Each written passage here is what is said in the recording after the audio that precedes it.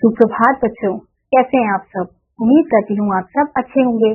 तो बच्चों, आज की कक्षा में हम पढ़ने वाले हैं अध्याय नंबर 2, जिसका शीर्षक है वन विचार। जब हम कुछ बोलते हैं तब हमारे मुख से छोटी छोटी अनेक ध्वनियां निकलती हैं, जैसे घर, रमन, कुत्ता, अदरक। अब जैसे हमने शब्द बोला घर, उसमें से ध्वनियां निकल रही है घ, अ, र, अ, घर। अब इसमें कितनी ध्वनियों का प्रयोग किया गया है? 4 ध्वनियों का प्रयोग किया गया है। ऐसे ही अगला है रमन, र, अ, म, अ, न, अ, रमन। इसमें 6 ध्वनियों का प्रयोग किया गया है। ऐसे ही अगला है कुत्ता, क, उ, त, अ, कुत्ता। इसमें 5 ध्वनियों का प्रयोग किया गया है। ऐसे ही अदरक, अ, द, अ, र, अ, क, अ, अदरक। इसमें 7 ध्वनियों का प्रयोग किया गया है।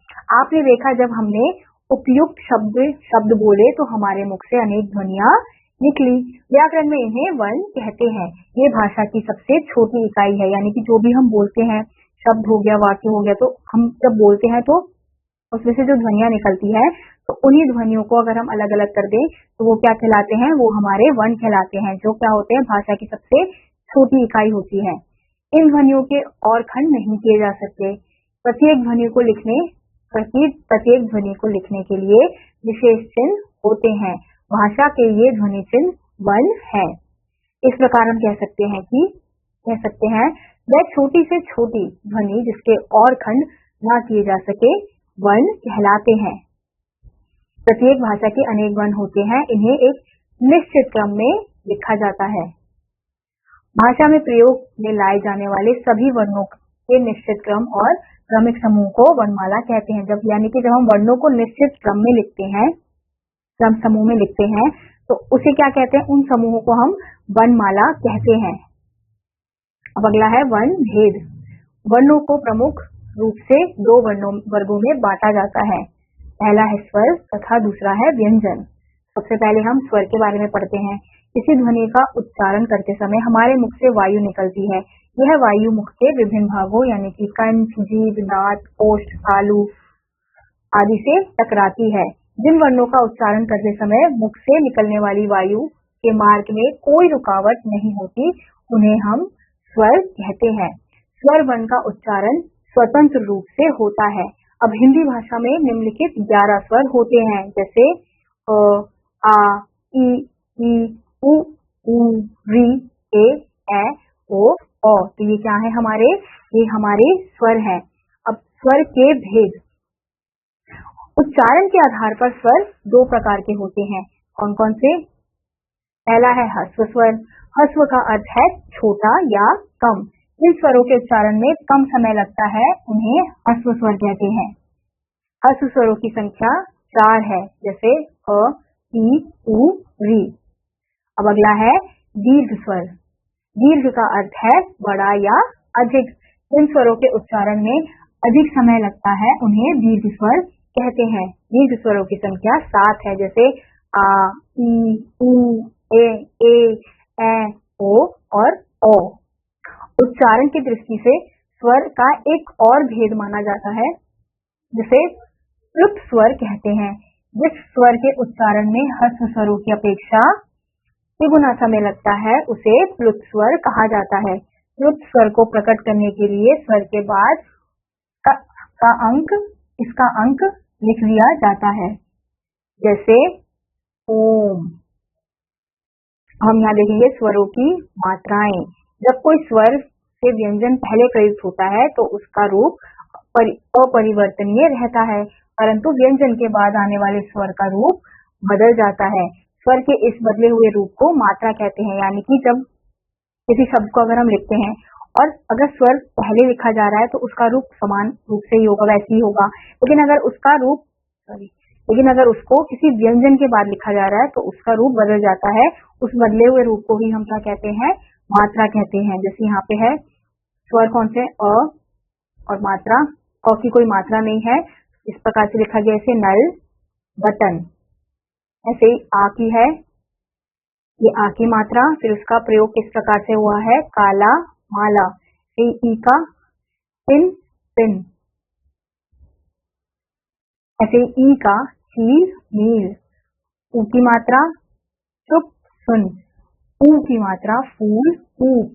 री की मात्रा मृग नृप। ए की मात्रा शेर रेत। ऐ की मात्रा सैर मैल। ओ की मात्रा तोप शोर।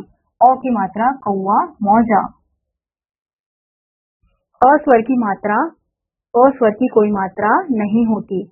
र व्यंजनों में उ तथा ऊ का मात्रा संयोग अलग अलग तरह से होता है, जैसे र जमा ऊ रू, र जमा ऊ रू। रू से बनने वाला शब्द है रुपया और रू से बनने वाला शब्द है रूप। अब अगला है हमारा अयोग वह। अयोग वह ऐसे वन होते हैं जो ना तो स्वर और ना ही व्यंजन के अंतर्गत आते हैं। इनका उच्चारण स्वरों की भांति स्वतंत्र रूप से नहीं होता, ना ही ये व्यंजनों की तरह प्रयोग में लाए जाते हैं। अयोग वह के दो रूप होते हैं। कौन कौन से? पहला है अनुस्वार, दूसरा है विसर्ग। अनुस्वार किसे कहते हैं? जब किसी वर्ण का उच्चारण करते समय हवा केवल नाक से निकलती है तो वह अनुस्वार ध्वनि होती है।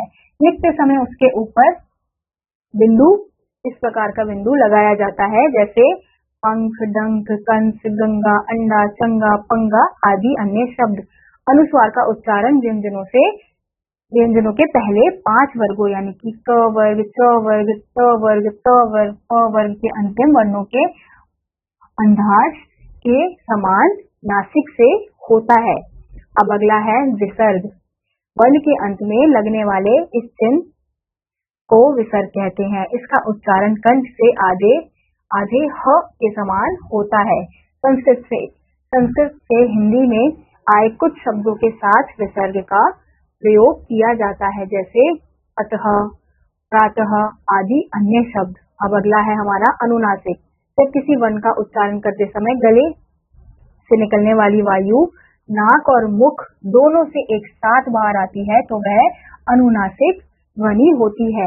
ऐसी ध्वनि को चंद्र बिंदु के रूप में लिखा जाता है। इसे चंद्र बिंदु भी कहते हैं, जैसे ऊंट, हंस, पांव आदि अन्य शब्द। अब अगला है हमारा व्यंजन।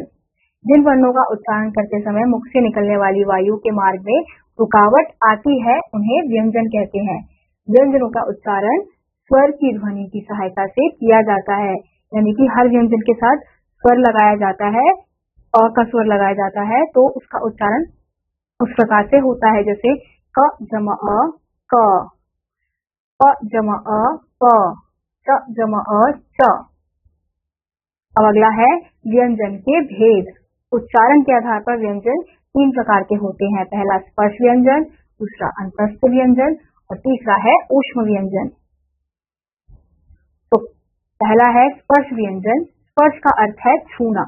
जिन व्यंजनों का उच्चारण करते समय जब जीभ मुख के विभिन्न भागों का स्पर्श करती है उन्हें स्पर्श व्यंजन कहते हैं। इन्हें 5 वर्गों में बांटा गया है। क वर्ग का उच्चारण स्थान कंठ्य, च वर्ग का उच्चारण स्थान तालव्य, ट वर्ग का उच्चारण स्थान मूर्धन्य, ट वर्ग का उच्चारण स्थान दंत्य तथा प वर्ग का उच्चारण स्थान ओष्ठ्य होता है। अब अगला है हमारा अंतस्थ व्यंजन। अंतः का अर्थ है भीतर या पीठ में स्थित।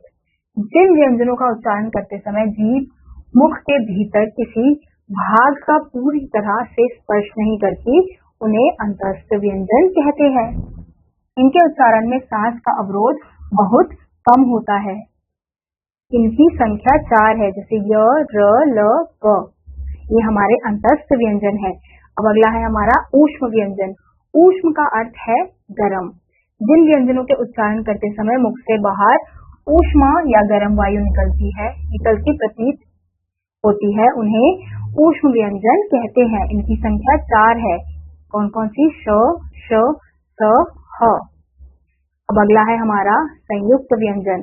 श, त्र, य और श्र संयुक्त व्यंजन है।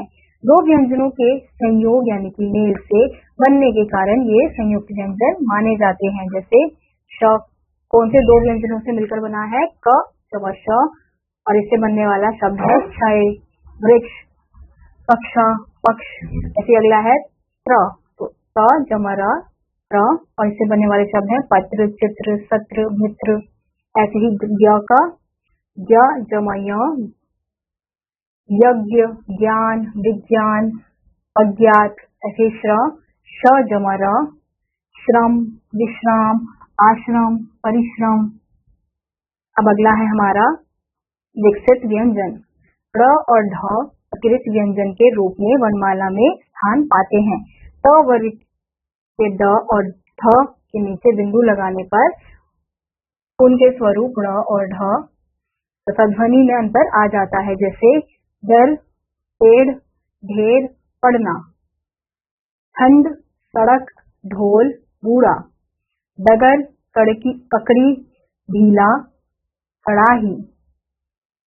क्या आप जानते हैं ड़ और ढ वर्ण कभी भी शब्द के प्रारंभ में नहीं आते।